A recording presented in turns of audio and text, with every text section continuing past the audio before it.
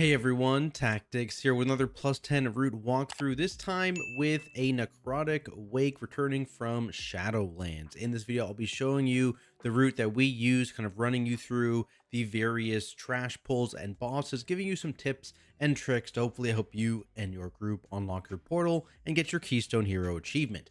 Got similar videos just like this one for many of the other dungeons so far in season 1 of the War Within, with the rest coming soon. So make sure you do check those out over on my channel or linked down in the description below. Otherwise, let's get into the very first pull here, which is just a kind of a massive chain pull, almost back to back to back of several different mobs. You see, group up the blight bags here. We walk down, and we are also going to tag the gatekeeper over here. If someone else do it initially, just to grab him and get a kick in. So that is important to have a range kick assigned to also potentially tap that gatekeeper to actually get him into the pull and then kick him while your tank is dealing with this. Meanwhile, melee kicks are on the harvester in the pack, of which there is only currently one. This is our bloodlust, of course, and the big thing to be aware of is this very first Wrath of Zul'Ramis. Rather, this is where a lot of the damage is going to be coming from. So this is where we have personals kind of assigned to make sure that we survive these initial damage hits. You can see the health is barely moving. AMZ is down as well. It starts getting a little bit spooky near the end when the actual blight bags start to die, of course. And then once these initial blight bags have started kind of falling low, that's when these next blight bags get added in. We don't want to add all of these blight bags at one time, but because blight bags have such low health, we do kind of want to chain them into this pull initially to grab them. So don't pull these guys immediately. Wait a few seconds. As long as they're staggered and your healer has time to kind of top everyone after the first set dies here, you're in a good spot. And again, that really the goal here is to kill that gatekeeper before the second Wrath of Zul'Ramis, which is pretty doable, especially if you focus damage into that target. Now it's dead. We're basically going to shimmy over here slightly, and I'm going to grab the caster in this pack, where again, there's only going to be one caster. There's going to be quite a bit of tank damage in this one, since there's one Vanguard here still alive and two Vanguard in this pack, so be aware of that. And there is also an axe thrower from the Flesh Crafter here in this pack as well, so make sure you are aiming it, making use of that extra damage here, which of course does deal damage to mobs. Potentially, if you really wanted to min-max this area, you could actually keep this Flesh Crafter alive in this area and kind of pull them from trash bag to trash bag, that kind of thing, to give you some value. I'm guessing it's probably going to be a pretty high key strategy where you keep a Flesh Crafter in this area for the entire area. That would not be surprising to me, but at least for this key level, that's not necessary, and it's probably going to lead to more issues than it actually solves. And as you can see here, speaking of issues, we do accidentally chain pull this gatekeeper here. This is not intended. Don't recommend doing this. Not going to be in the route that I'm linked below, but yeah, just be aware of that guy. It is kind of scary to pull these mobs with the Wrath of Zul'Ramis damage that pump out on top of the dot damage, so just be aware of that. It's fine in the first pull, but that is the only one we actually pull in the entire route that's supposed to be in the route. The first pull, because we have Lust, because we have all damage CDs, because we have all defenses available in that first pull, and that's why it gets pulled in. Otherwise, we're now just kind of cleaning up this area, pulling the pack on the side. Not a lot to talk about this pack. Notably, I guess, with the previous pack, with these Stitch Vanguards, basically, you can see their stacks going up. When you got to 7 stacks there, we got a Soothe. So if you have a Soothe in your group, that can really help, especially in that triple Stitch Vanguard pull that we just did earlier as well, because, it's just a lot of tank damage. They have a Tank Buster. They could just do more damage. It's quite scary if you have multiple of those at very high stacks. So having a Soothe is pretty nice. Also, something pretty nice that we don't have on this boss fight is a Disease Dispel. Again, I'm guessing as you go into higher keys, probably having a Disease Dispel is going to be mandatory, but I can show you here, just like I showed that our car video where we had no Poison Dispels. We have no Disease Dispels for this boss. It's not the end of the world. You can still do it. So, pulling the boss here, the biggest thing, we give ourselves space. We're basically going to do a kind of like U shape around this platform like this. So, we're going to drop off the wretch behind the boss here, and this is kind of all about ad control. So one, every time you are targeted by Heaving Wretch, you need to press a defensive. That is the only thing you really need a defensive on this entire boss fight, but you have to do this, especially once you hit 10 Tyrannical. This is mandatory defensive for sure. Especially if you don't have a Disease Spell and you have this dot on you for the rest of it, you want that have some defensive coverage, and then it's all about keeping these mobs controlled. If you're the target of the worms, try not to take too many melees, otherwise they'll explode. Keep them slowed, use knockbacks as needed to try and conserve as much space as possible, and then we just stand on the edge of the next one, and we're just going to shoot worms behind the boss now. That is basically the whole kind of strategy. We just go around in like a big U, right, face the frontal behind the boss, boom, and we just kind of repeat. Control the worms, throw the death and decay down, use whatever your group has. Ursul's is sick, there's a cap totem going out, use typhoons, use any knockbacks you have, right? Blast waves, I'm just listing what we have. Any AoE stuns work. Boom, Ursul's pulling them back there in that spot, and you can see I'm just kind of slowly moving as a group here, and these guys are kind of dying back in the already existing puddles, which is nice. And we just keep moving, and that is literally this whole boss. The other thing, you can walk up onto this platform with the boss. It makes the worms kind of have to like run around and stuff. So potentially if you're running out of time or space, or you're worried about the boss length, you can do that. But we don't do that on this fight. We just kill it. Then we have this pull up here on the side, couple harvesters. I think be careful if throw flesh ever targets the same person. This double throw flesh, I think one shots on rage. Yeah, boom. It is a excuse me, it is a fizz hit as well. So clothies in particular need to be quite scared of the double throw flesh. Something you can do is you can try and do like a stun on one of them just to desync them slightly, because right now ours are kind of synced up, right? So now they're not.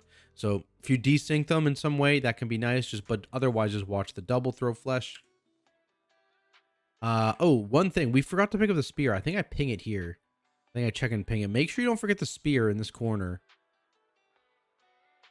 Maybe, yeah, there we go. Turn, yeah, there's a spear. Make sure you don't forget that spear.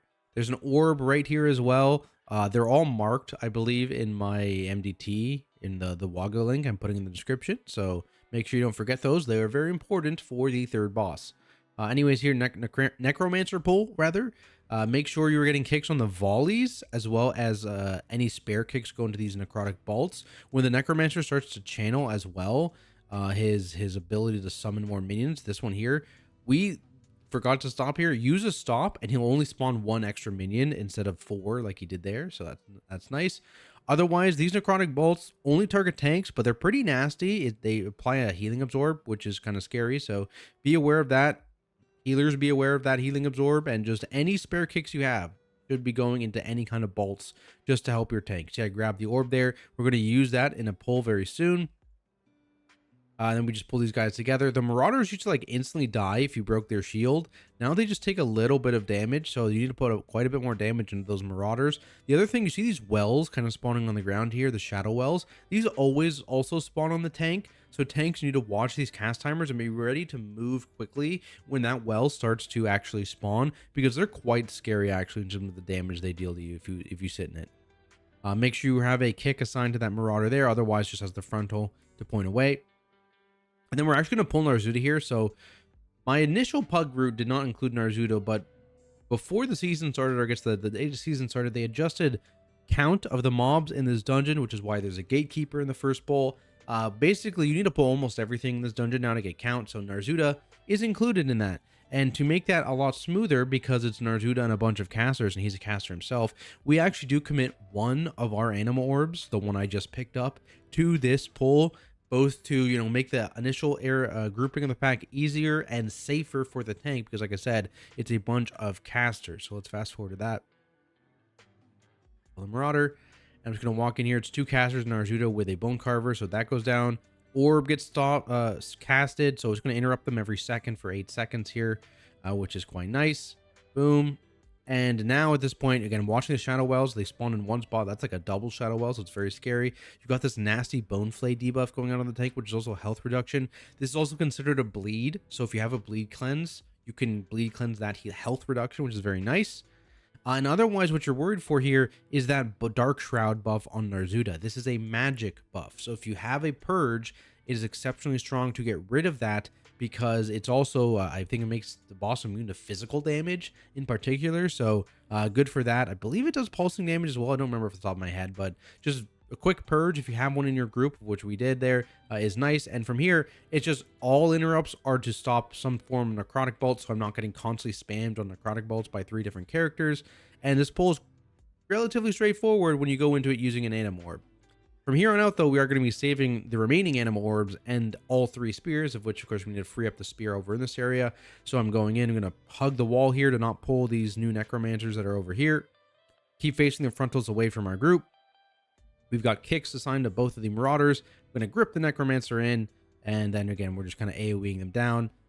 We have a kick assigned to each necromancer, and there is also one mage in here that we have the beam there for the volley, which is nice. I am going to be getting bolted by this necromancer. I think we only have like 1 spare kick maybe outside of this now, but it's not the end of the world.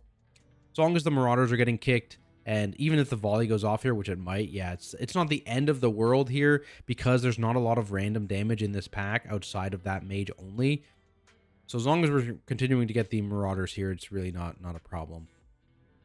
And then again, someone's going to get that spear in the corner. Killing this necromancer pack. I think potentially, maybe if you really wanted to, you could probably get these guys in, the bone cover and the sorcerer.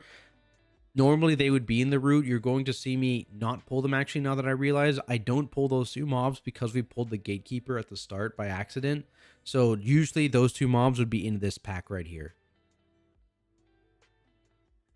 Otherwise, it's just a necromancer, and then we do this 3-pack here with these corpses. And then we'd also chain to the bone carvers behind us. So basically 1 pulling this area that's remaining. You need to be careful though, because that's going to be a triple bone carver pull.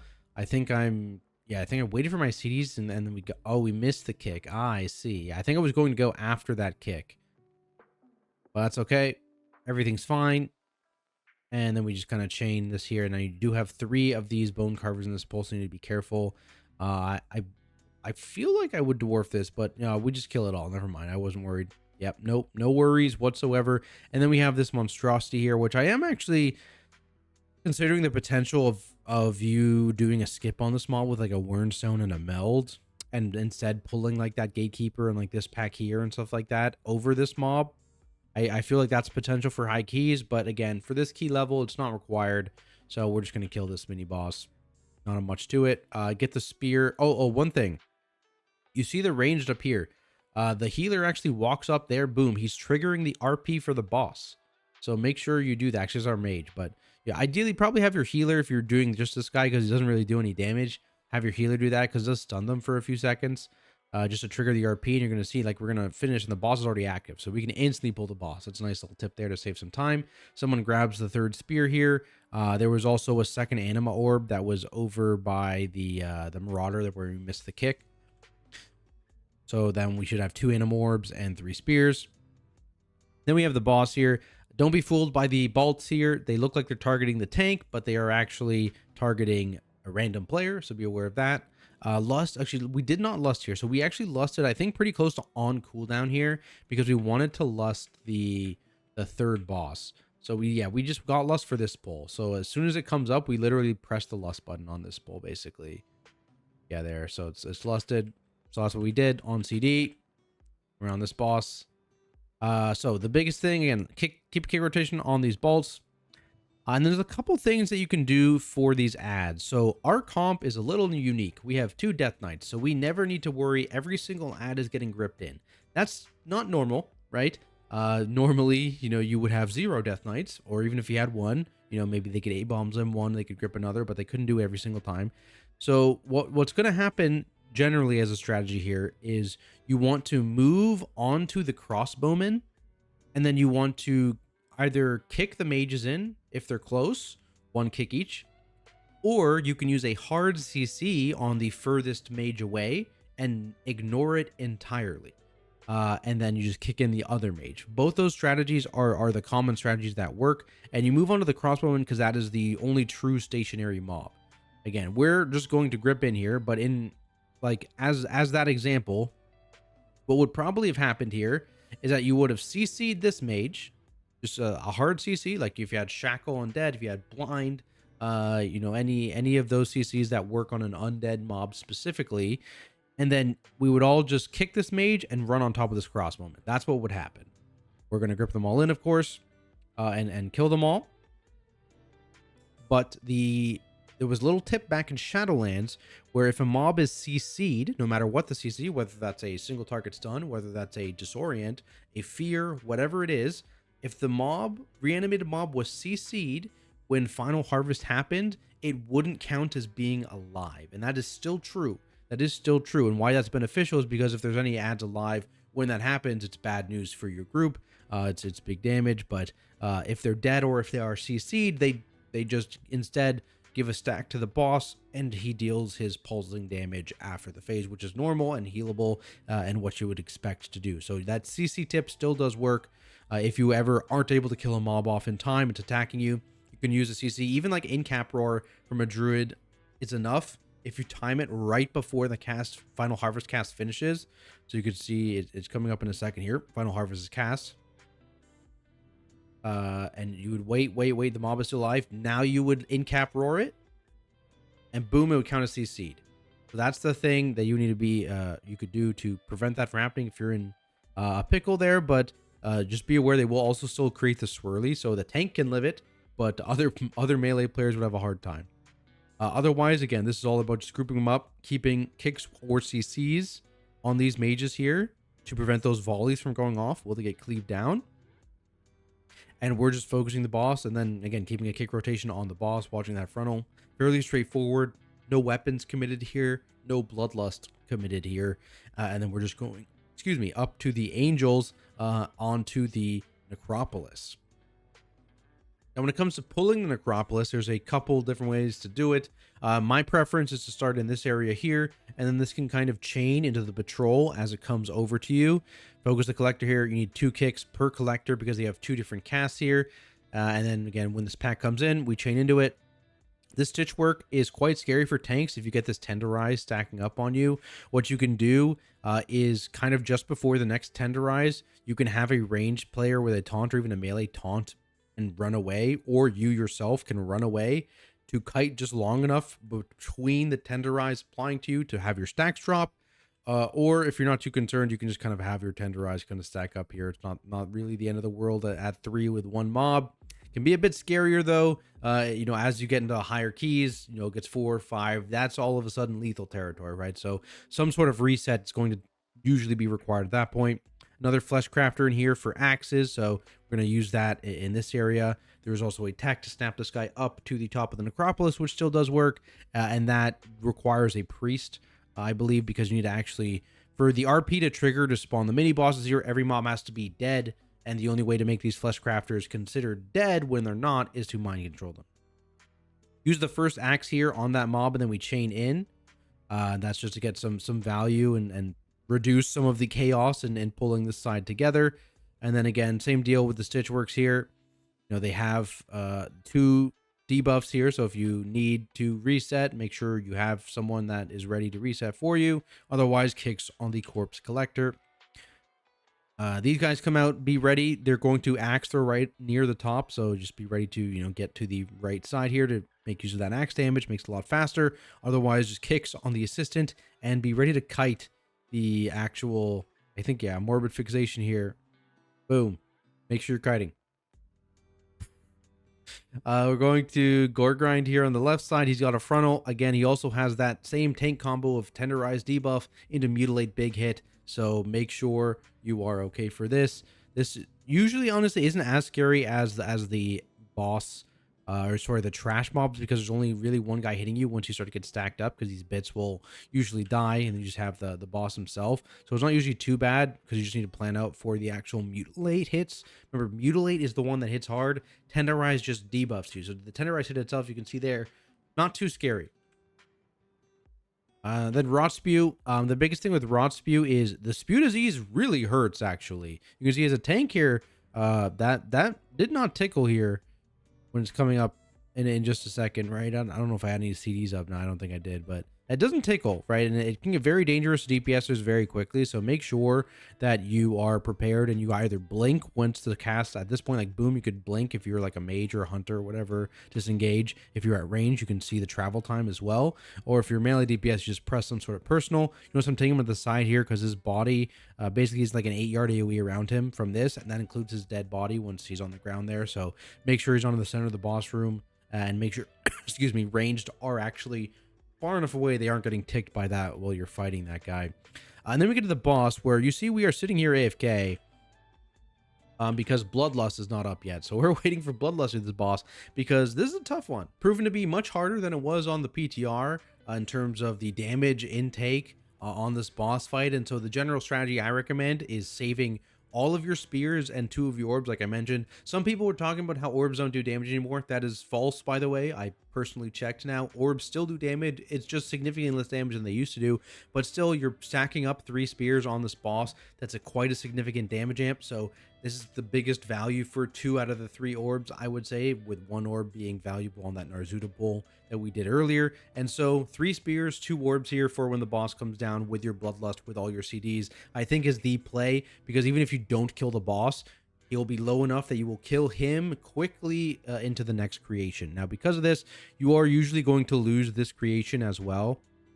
The old strat in Shadowlands was to keep this guy alive for 3 hooks because you could instantly hook the boss back down. But also in Shadowlands, this boss did not do this much damage, just so we're clear. And so that strategy is not really what's being used anymore. You can see, again, we pop CDs, we pop our animal orbs, we pop our spears. I pull the boss slightly into the path of this second axe, and we keep it straight here because it'll interrupt the fixate instantly, and luckily it does. Boom, interrupt the fixate just in time before it dies.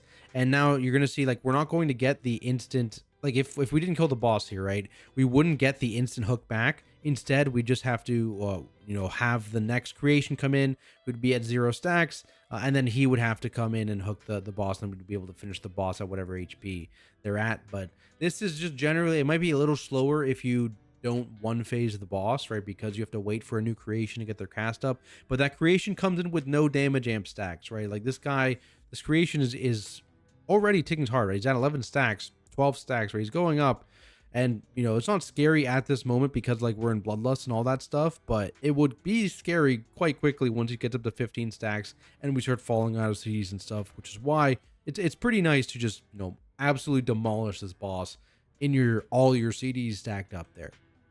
Then we go up, last boss. This one, again, pretty straightforward. This is a longer boss fight as well because you do repeatedly lose a damage dealer to going down. This kind of is what it is. Icy Shard here. I will repeat for all the tank players, this is a physical hit. It is not a magic hit. Do not be baited. This deals physical damage. The shield, of course, is always the priority here, where you're taking pulsing damage while that shield persists here. In a second there, this one goes up.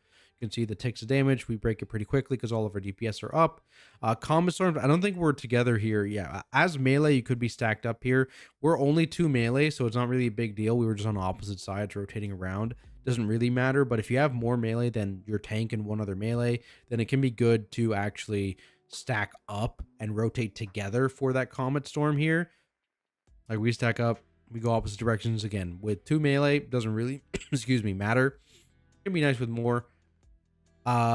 The Dark Exile, there were some tips to skip it in Shadowlands. My understanding is those still work. So like if you place a lock gate here, you can like lock gate to not be sent down into the Dark Exile area. A couple bad things that happen though is you still die after 45 seconds or 50 seconds or whatever it is. So you do need to commit a battle res to that player.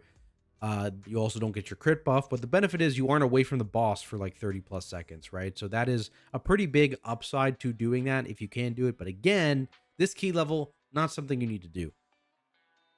Otherwise, I mean, this boss fight is all about making sure that you are just killing this barrier fast enough whenever it happens. This is going to be a pretty long barrier here because we're down 2 DPS. Our second DPS just came back partway through this barrier and we're able to break it. But like, that's kind of what gets scary about this boss fight, right? Because you have always 1 DPSer away basically, and sometimes you have 2 DPSers away like that. So it can be quite scary. The binds here, you can pre-position away from people. You can also pre-immune these binds. For example, if you had a paladin in your group, you can actually always watch who the target is, and you can freedom the target as soon as you see who it is, and that would automatically immune these. It wouldn't even go out on them, basically, so you wouldn't even accidentally insta-dispel it and root them. It would just be gone. So that is a tip there if you're a paladin player. Otherwise, just wait for people to move out of the circle before you dispel it. Another thing is AMS, I think, is a similar thing. I think our DPS DK did that on the first one of the fight. It was on him. He just AMS'd it. Nothing happened. So any kind of immunity like that will work to prevent the circle from even appearing. Otherwise, like, it's just kind of a rinse and repeat, right? Like, you're just trying to manage your damage, you know, drop your puddles off. Don't forget this. Do not come back from being in the downstairs land and then stand under boss and drop a giant puddle under boss. That is not ideal. Make sure you're dropping those off in the corners, out of the way, and otherwise just kind of rinse and repeat from there. So hopefully this guide helps you out, guys. If it does, make sure to leave a like and subscribe for more content like it. Otherwise, massive thank you to my amazing Patreon supporters for helping to make content like this possible, and I'll see everyone in the next video.